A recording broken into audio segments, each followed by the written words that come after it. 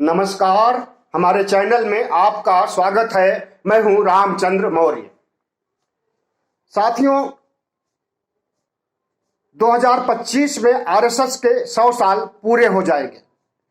2025 में 100 साल पूरे होने के समय भारत को हिंदू राष्ट्र बना देने के लिए मुहिम चला रहे हैं भारतीय जनता पार्टी के लोग, आरएसएस के लोग और तमाम हिंदू संगठन मिलकर के भारत को हिंदू राष्ट्र बनाने की दिशा में ले जा रहे हैं। उसके लिए इन्होंने 2014 से ही शुरुआत कर दिया था और मोदी राज को रामराज का नाम दिया था और सांस्कृतिक राष्ट्रवाद, उनका सांस्कृतिक राष्ट्रवाद ही हिंदू राष्ट्र है।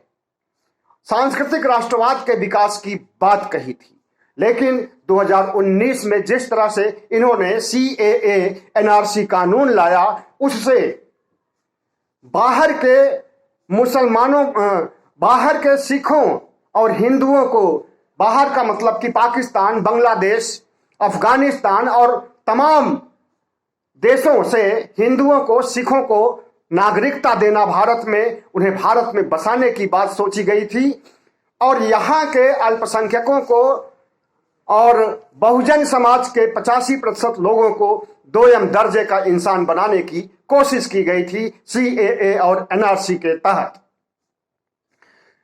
अगर CAA NRC के तहत ये कामयाब होते तो निश्चित रूप से यहाँ के अल्पसंख्यकों की और बहुजन समाज के लोगों की नागरिकता खत्म कर दिए होते, लेकिन सौभाग्य से उसके खिलाफ एक बहुत बड़ा आंदोलन खड़ा हुआ जिससे कि भारतीय जनता पार्टी हिल गई। ऐसे में कोरोना आ गया और उसके बाद आंदोलन भी खत्म हो गया, लेकिन उसके बाद से इन्हें CAA NRC लाने की जरूरत नहीं पड़ रही है, हिम्मत नहीं पड़ रही है, क्योंकि अगर फिर से NRC CAA आ गया तो फिर से आंदोलन खड़ा हो जाएगा राष्ट्रीय स्तर पर और बहुत बड़ा आंदोलन खड़ा होगा।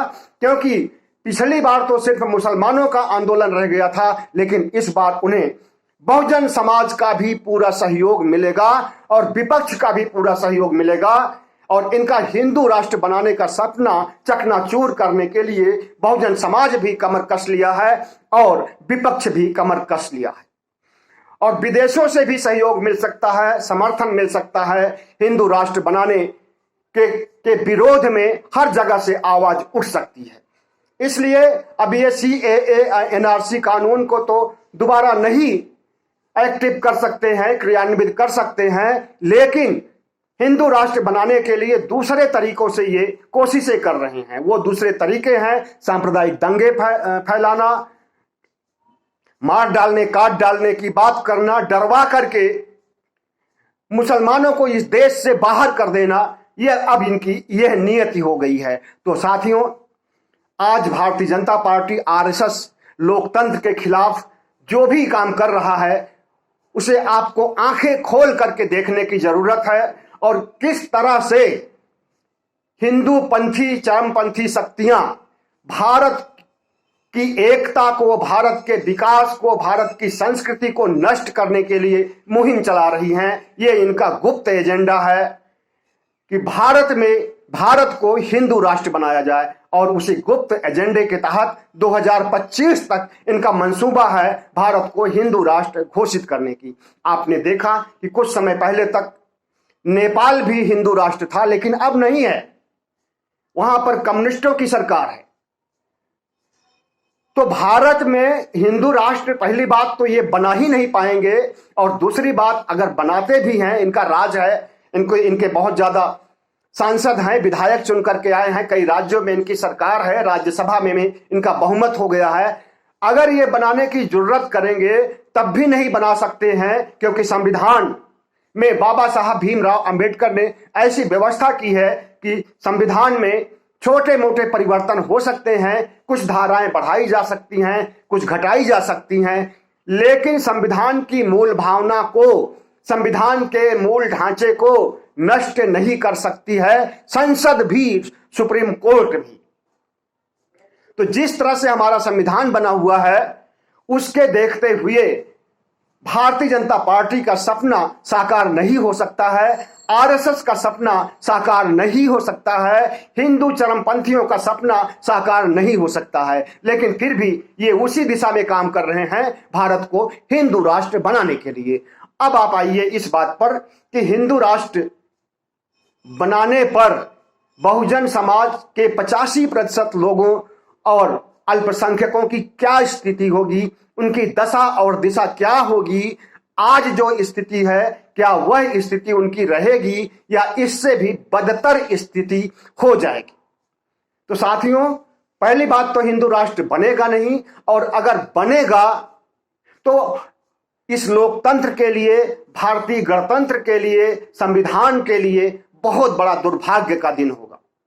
और वो दुर्भाग्य का दिन अगर एक शासक वर्ग लाना चाहता है, और वो दुर्भाग्य का दिन यहां के बहुसंख्यक आबादी लाना चाहती है, तो ये और ज्यादा दुर्भाग्यपूर्ण है। सरकार का काम होता है लोक हितकारी काम करना, राष्ट्र का विकास करना, राष्ट्र की सुरक्षा को देखना और हर तरह से लोकतंत्र की रक्षा करना और लोकतंत्र का विकास करना, साझा संस्कृति को बनाए रखना। लेकिन आज उल्टा हो रहा है। भारतीय जनता पार्टी के शीर्ष नेतृत्व, चाहे वो अमित शाह हो, चाहे वो नरेंद्र मोदी हो, ये सब के सब आरएसएस से आए हुए हैं और आरएसएस का हर एक बंदा हिंदू राष्ट्र का समर्थक है। प्रधानमंत्री जी और गृह मंत्री जी अपने भाषणों में तो हिंदू राष्ट्र की बात नहीं करते हैं, लेकिन आरएसएस के लोग और तमाम हिंदू संगठनों के लोग, वो चाहे हिंदू महासभा के लोग हों, चाहे बजरंग दल के लोग हों, सब लोग हिंदू राष्ट्र बनाने की वकालत कर रहे हैं। अब इनकी वकालत कितना कारगर साबित होगी और भारत को हिंदू राष्ट्र कैसे बनाएंगे। इस बीच मोहन भागवत का एक और शिगुफा आ गया है कि भारत को अखंड भारत बनाएंगे। चंद्रगुप्त मौर्य ने कभी 6वीं शताब्दी ईसा पूर्व के बाद जब मौर्य वंश आया था, मौर्य वंश के नष्ट होने के बाद भारत का शासन व्यवस्था ब्राह्मणों के हाथ में आ गया था। उसी समय से ये ब्राह्मणवाद की स्थापना करने की कोशिश कर रहे हैं और 1925 में जब राष्ट्रीय स्वयंसेवक का गठन हुआ तो उसके बाद इनका हिंदुत्व का सपना साकार होते हुए नजर आया। और उसके बाद जब 2014 में मोदी सत्ता में आए तब इन्हें लगा कि अब हमें हिंदू राष्ट्र बनाने से कोई नहीं रोक सकता है। तो जो चंद्रगुप्त मौर्य का अखंड भारत था, उस अखंड भारत को भी फिर से बनाने की बात मोहन भागवत कर रहे हैं। अगर अखंड भारत बनाना चाहेंगे तो अफगानिस्तान को भी भारत में मिलाना पड़ेगा, जहां पर कि तालिबान शासन है। क्या तालिबान शासन से ये लोहा ले सकते हैं? क्या तालिबान को जीत करके भारत में मिला सकते हैं?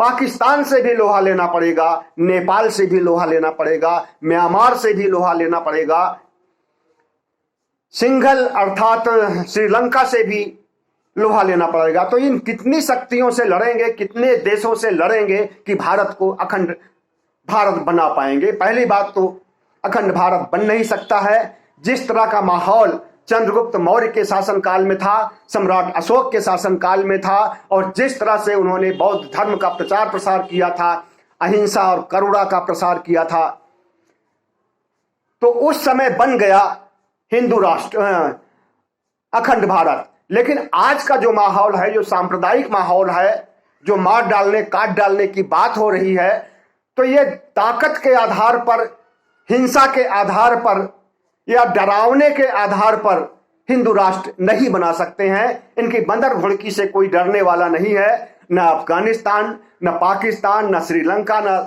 नेपाल, न कोई भी देश नहीं डरने वाला है। और इनका हिंदू राष्ट्र का जो सपना है वो धराशायी हो ही जाएगा। और जो अखंड भारत की बात कर रहे हैं ये तो नामुमकिन है, असंभव है।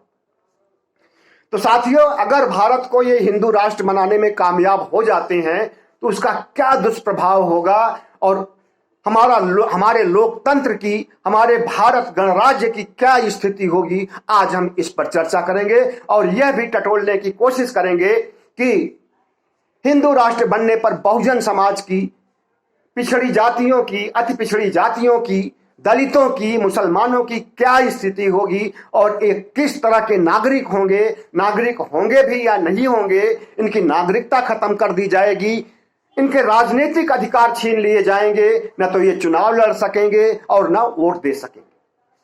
साथियों, अभी जब संविधान है, लोकतंत्र है, उस समय तो ये एनआरसी सीएए लगा करके नागरिकता खत्म करने का षड्यंत्र कर चुके हैं, लेकिन जब हिंदू राष्ट्र हो जाएगा तब ये क्या करेंगे, ये कल्पना से बाहर है। लेकिन इतना जान लीजिए कि अगर हिंदू राष्ट्र बनता है तो कमेरा वर्ग का शोषण वैसे ही होगा, बहुजन समाज का, मुस्लिम समाज का शोषण वैसे ही होगा जैसे कि पहले होता था। मुस्लिमों की आबादी तो मुगल काल के बाद से बढ़ी है, लेकिन मुगल काल के बहुत समय पहले, लगभग 5000 साल पहले जब इनकी मनुस्मृति आई थी, तो मनुस्मृति का शासन था उस समय और मनुस्मृति के अनुसार शासन किया जाता था। आज भी ये मनुस्मृति को ही लागू करना चाहते हैं, संविधान की जगह मनुस्मृति को स्थान देना चाहते हैं, या मनुस्मृति के आधार पर नया संविधान बनाना चाहते हैं। हरिद्वार के धर्म संसद में इन्होंने भगवा संविधान पेश भी किया था। भारतीय जनता पार्टी के नेता अश्विनी उपाध्याय ने पेश किया था भगवा संविधान को, और जिस तरह से हरिद्वार धर्म संसद में इन्होंने ऐलान किया था कि इसे हिंदू राष्ट्र बनाने पर लागू किया जाएगा, इस भगवा संविधान को लागू किया जाएगा, उसे सुप्रीम कोर्ट ने भी देखा, उसे संसद ने भी देखा, उसे राज्यसभा भी ने देखा, आपने भी देखा, हमने भी देखा, लेकिन किसी ने इस पर प्रतिरोध नहीं दर्ज किया, किसी ने इनका विरोध नहीं किया और किसी ने इनकी नियति पर शक नहीं किया। तो ये खुल्लम खुल्ला संविधान बना रहे हैं, खुल्लम खुल्ला मुसलमानों को काट डालने, मार डालने की बात कर रहे हैं, खुल्लम खुल्ला हिंदू राष्ट्र बनाने की बात कर रहे हैं। और जब हिंदू राष्ट्र बन जाएगा तो उस समय फिर से प्रजातंत्र को हटा करके राजतंत्र, राजशाही और राजाओं जैसा बर्ताव किया जाएगा। और राजाओं के समय में किस तरह का अत्याचार होता था उसे आप अच्छी तरह से वाकिफ हैं, और नहीं वाकिफ हैं तो मध्यकालीन प्राचीन काल का इतिहास पढ़ लीजिए, आपको पता चल जाएगा कि राजे रजवाड़े कितना टैक्स लगाते थे और उस टैक्स की उगाही कैसे करते थे, और किस तरह से ब्राह्मणों को पुरोहित बना करके ब्राह्मणवादी शासन को लागू करते थे, और वेद के पढ़ने पर जीभ काट लेते थे, और वेद मंत्रों को सुनने पर कान में पिघला हुआ शीशा डाल देते थे। तो उसी तरह का अत्याचार होगा और वर्ण व्यवस्था फिर से लागू हो जाएगी। ऊंच नीच की, अस्पृश्यता की और जातिवाद की पराकाष्ठा हो जाएगी, और निश्चित रूप से हिंदुओं के अलावा बाकी जो भी हैं, चाहे वो मुसलमान हो, चाहे वो मूल निवासी हो। एक बात आपको हम बता दें कि इस देश के मूल निवासी यानी बहुजन समाज के लोग, बहुजन समाज में अति पिछड़े और दलित समाज के लोग, आदिवासी समाज के लोग आते हैं। तो ये मूल निवासी हैं यहाँ भारतवर्ष के, और ये मूल निवासी हिंदू नहीं हैं। पिछड़ी जाति का कोई भी व्यक्ति अगर अपने को हिंदू मानता है तो वो गलत है। भारतीय संविधान में बाबा साहब डॉक्टर भीमराव अंबेडकर ने ऐसी व्यवस्था की है कि यहाँ के मूल निवासी हिंदू नहीं हैं, लेकिन उसके बावजूद उन्हें हिंदू माना जाता है और उन्हें जातियों में बांटा गया है, और उन्हीं के वोट से सरकार बनाई जाती है, और वो सरकार बनती है भारतीय जनता पार्टी की 2014 से।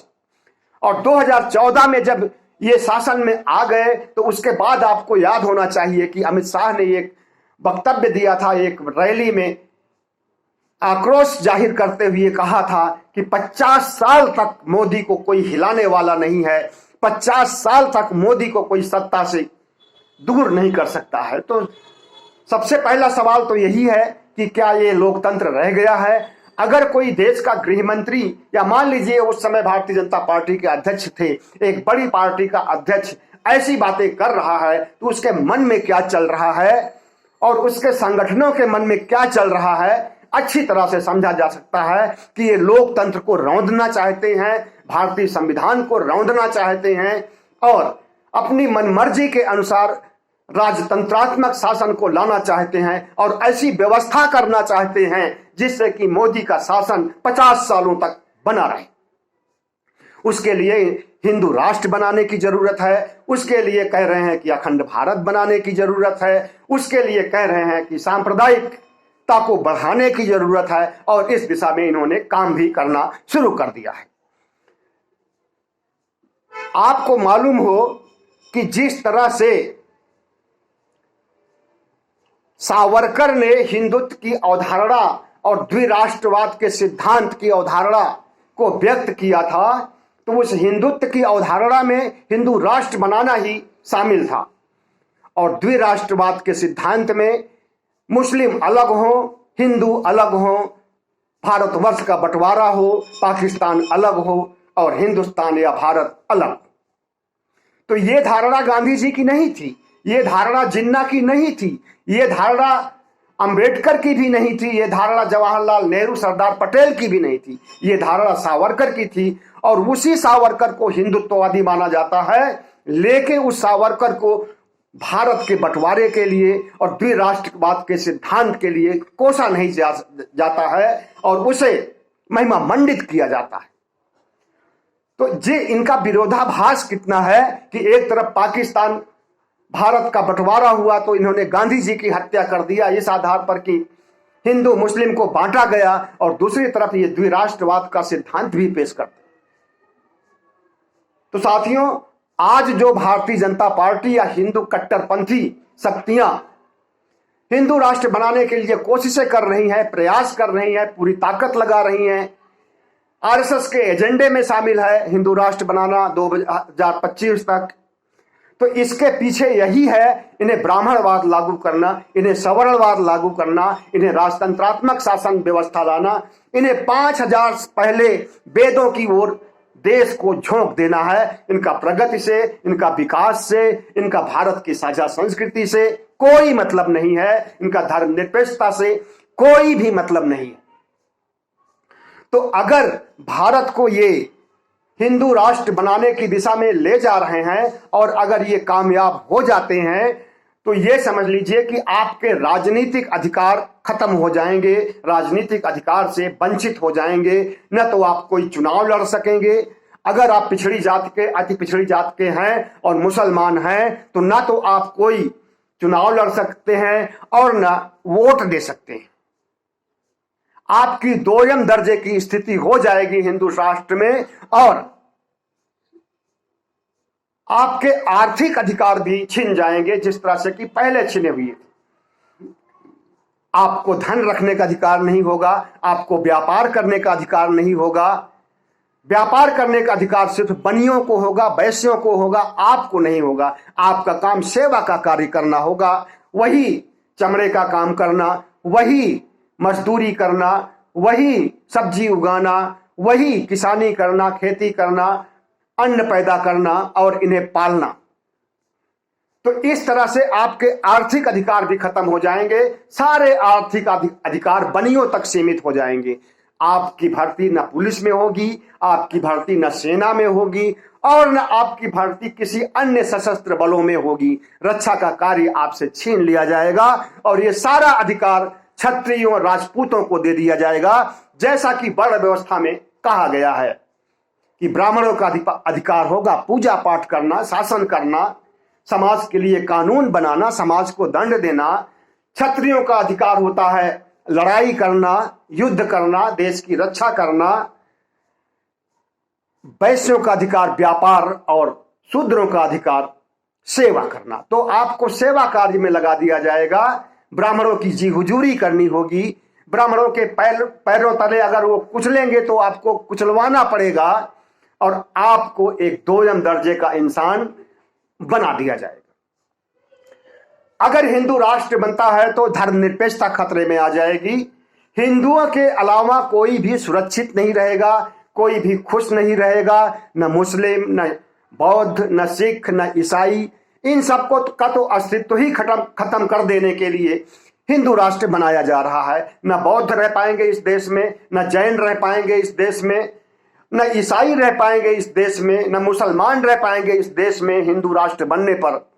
और अगर रहेंगे भी तो इनकी नागरिकता नहीं होगी, इनका राजनीतिक अधिकार नहीं होगा, ये वोट नहीं दे सकते हैं, ये राजा नहीं बना सकते हैं, ये राजा बन नहीं सकते हैं। तो ऐसी व्यवस्था होगी हिंदू राष्ट्र बनने पर। साझा संस्कृति, साझा विरासत जो इस देश की है, तमाम धर्म के लोग जो सदियों से, हजारों सालों से खुशी खुशी रह रहे हैं, सबके अंदर सद्भाव है, सौहार्द की भावना है, उसे सब मटिया मेट कर दिया जाएगा और एक ऐसी लकीर खींच दी जाएगी कि लकीर के इस तरफ हिंदू मूल निवासी होंगे, मुस्लिम होंगे, अन्य धर्मावलंबी होंगे, लकीर की दूसरी ओर ब्राह्मण होगा, क्षत्रिय होगा, वैश्य होगा और शूद्र होगा। और जिस तरह से प्राचीन भारत में ब्राह्मणों, क्षत्रियों, वैश्यों का शासन था और शूद्रों का शोषण किया गया था, शूद्रों को सेवा का कार्य दिया गया था, वही सब कुछ करने के लिए एक गुलामी का युग निर्माण करने के लिए कोशिशें हो रही हैं। साथियों, अगर हिंदू राष्ट्र बन जाता है तो लोकतंत्र नष्ट हो जाएगा, संविधान नष्ट हो जाएगा और सबसे बड़ी चीज भारत की संस्कृति, भारत की कला और भारत की विरासत नष्ट हो जाएगी। सिर्फ होगा तो होगा ब्राह्मणवाद और सवर्णवाद और इन्हीं के पैरों तले कुचले जाएंगे बाकी आबादी के लोग, जैसे मनुस्मृति युग में कुचले जाते थे।